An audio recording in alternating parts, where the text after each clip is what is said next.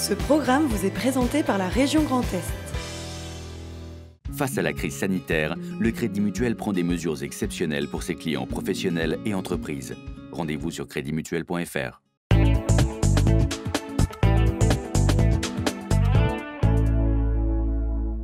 Bonsoir à tous, vous êtes sur Alsace 20 et nous sommes avec vous pour cette prochaine demi-heure d'information. Et au sommaire de ce mercredi 6 mai 2020, qu'ils soient jetables ou en tissu, vendus en supermarché, pharmacie ou réalisés par des bénévoles, les masques sont encore une denrée rare. Alors qu'ils tendent à devenir obligatoires notamment dans les transports en commun, les initiatives pour équiper la population se multiplient, comme ici à Mulhouse. Les masques, il en sera question également avec notre invitée du soir, Brigitte Klinkert, présidente du département du Haut-Rhin. La collectivité en a acheté 770 000 et leur distribution à domicile a débuté aujourd'hui. Et puis, loisirs pour certains, métiers pour d'autres. Les professionnels du sport ont dû adapter leur activité et préparent désormais le déconfinement avec beaucoup de questions. Mais on commence tout de suite avec la SNCF qui a présenté ce matin son plan pour le début du déconfinement. Parmi les principaux points à retenir en Alsace, au moins 60% des TER circuleront à partir de lundi 11 mai. À noter que certains aux heures de pointe seront accessibles aux abonnés et aux soignants uniquement. La SNCF Grand Est incite donc tous ses usagers à consulter son site internet tous les soirs à partir de 17h pour les prévisions de circulation. Et dans les trains, seule une place sur 2 sera disponible et le port du masque deviendra obligatoire. La région a d'ores et déjà acheté 200 000 masques chirurgicaux qui seront offerts aux voyageurs à partir de lundi. Et le masque, justement, c'est le dossier de ce journal. Les collectivités locales ont tout investi pour équiper chaque Alsacien. Le Haut-Rhin a acheté 770 000 masques et leur distribution a débuté aujourd'hui. Brigitte Klinkert, la présidente du département, nous en dit plus au micro de Lionel Augier.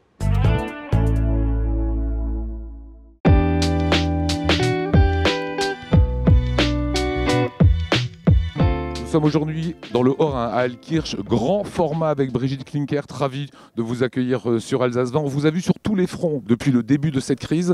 Aujourd'hui, c'est un jour très particulier. C'est énormément de masques que vous avez souhaité pour protéger les populations. Oui, nous avons lancé une opération Un masque pour chaque Haut-Rhinois avec les intercommunalités du Haut-Rhin. Et aujourd'hui, eh bien, c'est la livraison des premiers masques ici à Altkirch et dans le Sundgau. Est-ce que c'est à la présidente du département presque de se substituer à ce que fait l'État ? Alors écoutez, pour moi, ce qui est important, c'est que chaque Haut-Rhinois ait un masque le plus vite possible. Peu importe qui fait. En tout cas, ici dans le Haut-Rhin, il y a une énorme chaîne de solidarité entre le département, les intercommunalités, les communes, l'armée, comme vous voyez, qui est partie prenante aussi pour la livraison.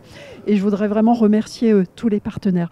Je dois dire aussi qu'on est particulièrement fiers parce que ces masques qui vont être offerts aux Haut-Rhinois eh bien, sont tous issus du pôle textile alsacien.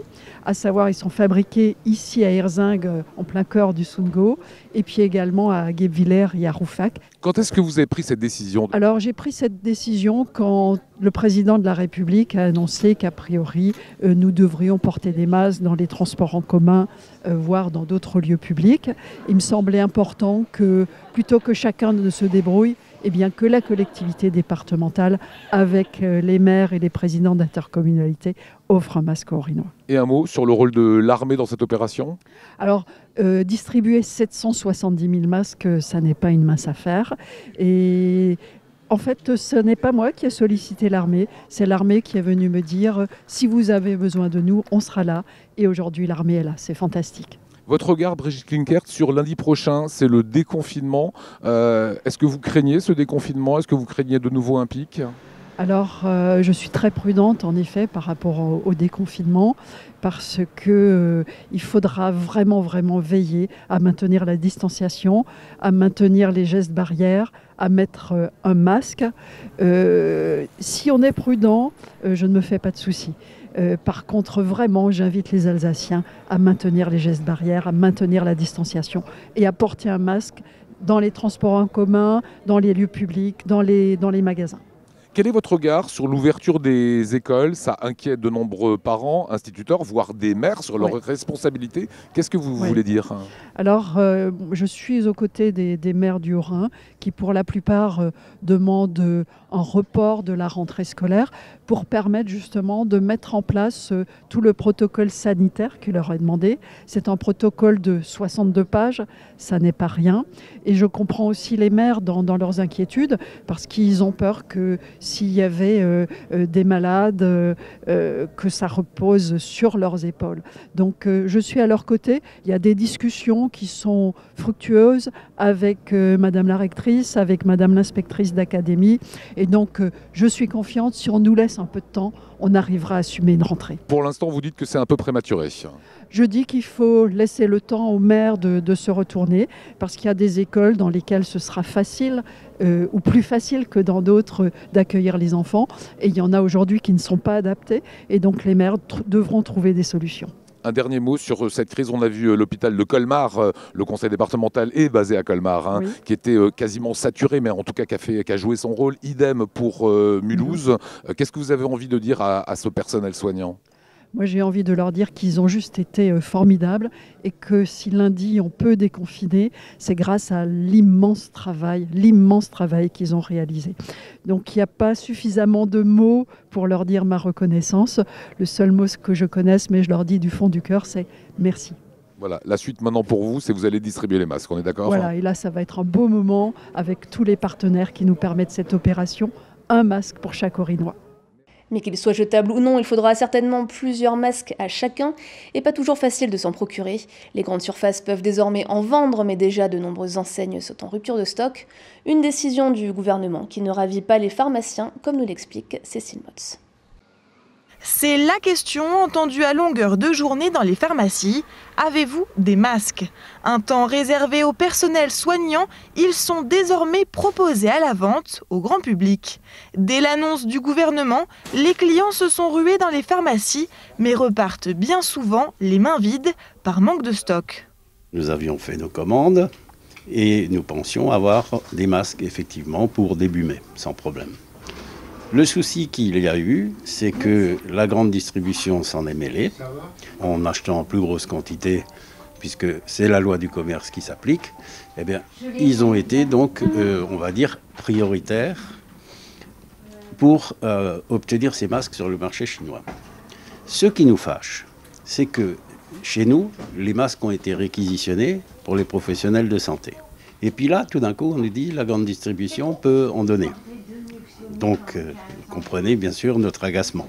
Et ce que ce pharmacien redoute, c'est qu'avec les ventes désormais autorisées en grande surface, les masques soient mal utilisés.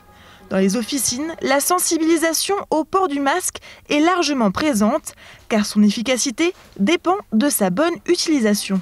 On les prend par l'élastique pour le toucher le moins possible, en ayant la barre vers le haut et les plis vers le bas. On le place comme ceci sur le nez. On appuie bien de part et d'autre du nez pour bien le placer. Ensuite, on met les élastiques et on vérifie à ce que ce soit bien tiré vers le bas, sous le menton.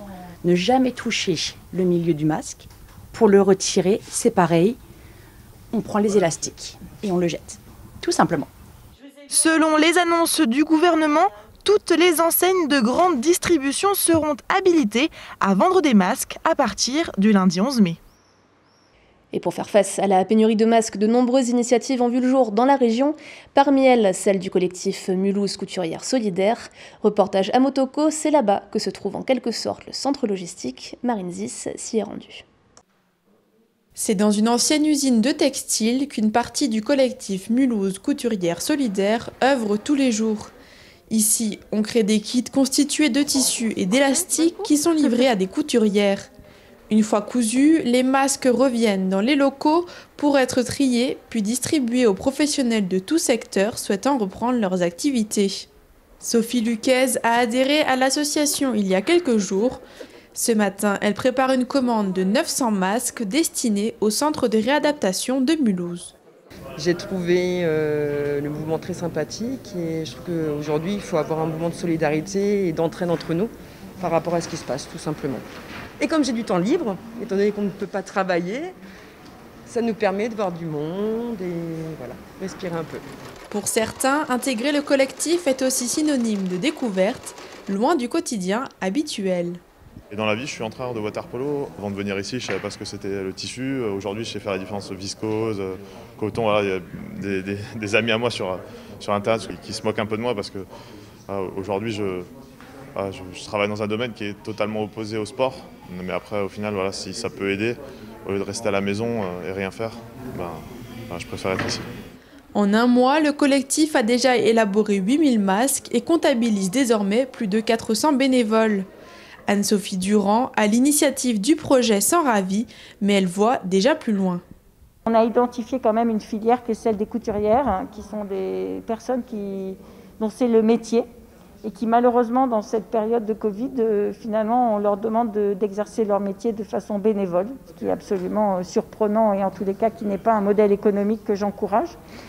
Donc nous travaillons avec une équipe justement à modéliser quelque part une structure qui va pouvoir engranger des aspects commerciaux et pour aller encore plus loin, demain, pourquoi pas un centre de l'artisanat populaire à Mulhouse, quoi. En attendant, les bénévoles ou dons sont les bienvenus. Objectif du collectif Mulhouse Couturière Solidaire, fabriquer 100 000 masques. Comme beaucoup d'autres, le monde du sport est complètement à l'arrêt depuis bientôt 2 mois. Un crève-cœur pour les pratiquants, mais un vrai problème pour les professionnels du secteur. Qu'ils soient gérants de salles de sport ou entraîneurs, comment se sont-ils adaptés? Mathieu Champvillard. Donc là, je vais aller croiser à droite à gauche. D'accord? Donc tranquillement, je vais chercher. Depuis 6 semaines, c'est de son salon que Nicolas Delpech dirige ses séances d'entraînement. De l'autre côté de l'écran, les joueuses du pôle espoir de football féminin de Strasbourg, privées de terrain et de ballons depuis la mi-mars. Le préparateur physique leur envoie des programmes d'exercice, des vidéos et anime une fois par semaine une séance avec l'ensemble de l'équipe par écran interposé. Là, l'avantage, c'est qu'en gardant le contact une fois par semaine, on essaye quand même de savoir si tout le monde va bien, une qui a peut-être pas le moral parce qu'elle est peut-être plus en appartement. Voilà, il y a plein de choses qui peuvent rentrer en jeu. On ne peut pas les lâcher non plus comme ça, on est presque leurs deuxièmes parents.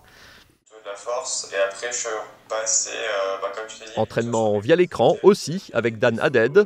À 21 ans, ce jeune tennisman alsacien est rentré dans les 400 meilleurs mondiaux. Et en attendant de pouvoir reprendre un entraînement normal, le rôle de l'entraîneur est de maintenir le potentiel physique de ses athlètes et de limiter la casse. J'ai beaucoup plus axé sur le maintien, perdre le moins possible, mais forcément on va perdre, ils n'ont pas le matériel pour faire de la muscu lourde par exemple, donc tout ça on va le perdre. Après c'est ce que je leur dis, c'est que tous les athlètes au monde, ils vont le perdre. Donc ça veut dire qu'on aura eu tous un niveau avant le déconfinement, on va baisser un petit peu, et puis après on va tous repartir pour la progression. À Strasbourg, sa salle de sport sonne tristement vide. Loïc Kleindienst a créé cette salle dédiée au CrossFit il y a 6 ans. Depuis la fermeture, il y a 2 mois, il entretient le lien avec ses 450 clients via des vidéos sur les réseaux sociaux. Aujourd'hui, il met tout en œuvre pour être prêt à ouvrir le 11 mai, notamment en délimitant des zones d'exercice pour chacun, les fameux 4 mètres carrés par personne. On a même vu un peu plus grand avec quasiment 6 mètres carrés. On avait la place qui nous le permettrait. 1 mètre entre chaque espace de travail. Ça va être vraiment aussi d'individualiser le matériel pour pouvoir avoir une protection individuelle maximum, notamment avec du gel hydroalcoolique, lavage des mains. Ça va être les sprays désinfectants avec une lingette à usage unique. Et l'objectif, c'est vraiment d'évoluer dans un espace sain et propre. Mais pour l'instant, rien n'est clair.